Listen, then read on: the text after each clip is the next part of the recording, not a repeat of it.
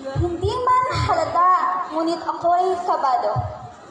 Tugtog, tugtog, tugtog. Opo, ako'y kabado. Ako'y kabado, nalilito, at hindi alam kung bakit nga ba ako nandito. Hindi ko alam kung bakit ako nandito, kaya't sisimulan ko na lamang ang lahat sa pagpapakilala ng aking sarili.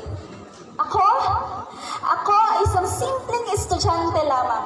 Madalas niyong makitang lakad-takbong nagmamadali mula labasan hanggang silid-aralan. Magulo ang buhok, walang kaayos-ayos, at ang tanging bitbit ay ang asul na lagayan ng aking mga paninda na sa aking kamay ay nakasabit. Pero uy, huwag kayo, marami akong suki. Nandyan ang 2B, ang 3B, pati na ang mga teachers sa faculty. At tila kailan lang, naalala ko pa na ang tanging bitbit ko lamang ay ang aking pangarap na makaahon. Makaahon dahil ayokong makahon sa kursong tila hindi sa aking sang-ayon. Kaya alam niyo ba na tinawag ko na ang lahat ng mga bituin. Ako'y humiling na sana ito pa rin ang nag-iisa kong hangarin na sa Departamentong Edukasyon ako'y tanggapin.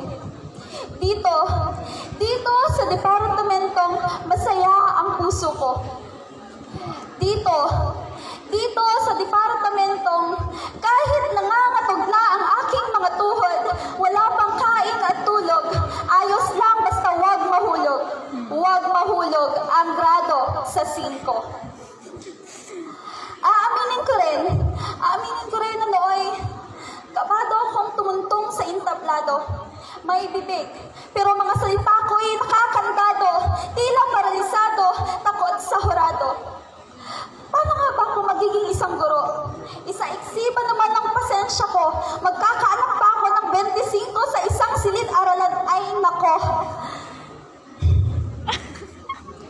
Kaya hindi ko alam kung paano ako magiging isang guro. Naranasan ko na rin umiyak. Oo, umiyak. Umiyak sa gabi-gabi, nakatingin sa salamin, sakit dinidimdim. Ayoko na. Hindi para sa akin to. Kaya ko pa ba talaga? Para sa akin pa ba ang kursong ito? Pero sabi nga ni Ma'am Jean, ang takot ay nasa isipan lamang natin, na hindi mo pa nga nasusubukan, ay mawawalan ka na ng pag-asa kinabukasan. Tila ako'y nagising sa isang katotohanan. Kung kaya ng iba, kaya ko rin. Hindi ba? Kaya ko rin. Kaya, lagi kong tinatatak sa aking isipan na lahat tayo ay may takot na itinatago. Takot tayo sa mundo, takot tayong magbigkas o magkamali man sa pagbigkas, takot tayong kumanta at sumayaw, takot tayong mahusgahan sa araw-araw. Tumingin ka sa salamin, baka takot kang mahusgahan niya, hindi ba? Takot ka sa mismong ikaw. Kaya mga kapwa ko kamag-aral na guro, huwag tayong matakot. Huwag tayong matakot, huwag tayong magtago, at huwag nating itago kung ano man ang kakayahan na meron tayo. Lagi nating tandaan, hindi sapat na nasa komportableng lugar ka lamang. Halika, lumabas ka. Doon tayo sa lugar na puno ng oportunidad, na hinuhubog ang bawat parte ng pagiging mag-aaral na guro natin. Doon tayo sa lugar kung saan nililinang ang ating isipan sa bawat taong lumilisan. Doon tayo kung saan tayo ay natututo. Isa akong salamin.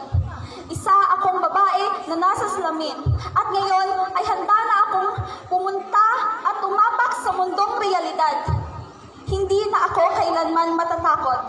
Ako laban sa babaeng nasa salamin.